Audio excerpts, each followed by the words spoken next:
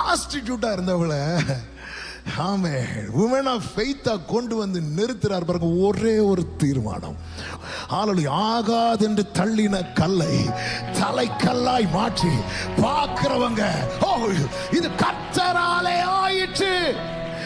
ஜெரிகோவில் இருக்கிறது வரைக்கும் நீ ஜட்ஜ்மெண்ட் நியாய தீர்ப்புக்கு கீழே இருக்கிற, நீ இஸ்ரவேலுக்குள்ள வந்துட்டேனா நீ கிருபைக்கு கீழே இருக்கிற.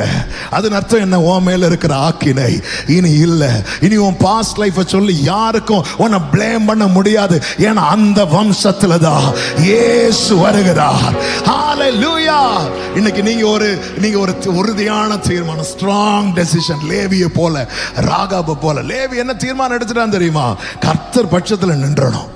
ராகவ் என்ன தீர்மானம் எடுத்து, இனி என் வீட்டுல வேசித்தனம் இருக்கக்கூடாது, இனி என் போன்ல, இனி என் லேப்டாப்ல வேசித்தனம் இருக்கக்கூடாது, இனி என் எண்ணத்துல வேசித்தனம் இருக்கக்கூடாது. அதுக்கப்புறம் கரெக்டா எரிகோ டைம் சொல்லல, நாங்க இந்த டைம் வருவோம்னு சொல்லல, எப்போ வருவோம்னு தெரியாது. நீங்க பாத்தீங்கன்னா தெரியும், எரிகோவை பிடிக்க வரும்போது ராகவ் வீட்டுக்குள்ள மொத்த குடும்பம் இருக்கிறாங்க. ஹalleluya. ஆமே, உன்னுடைய அந்தரங்க பாவம் உன் குடும்பத்தையே சின்னாபண்ணமாக்கும். ஆனா உன்னுடைய அந்தரங்க பரிசுத்தம் உன் குடும்பத்தை சுத்திகரித்து கொண்டு வந்து நிறுத்தும். உறுதியான தீர்மானம்.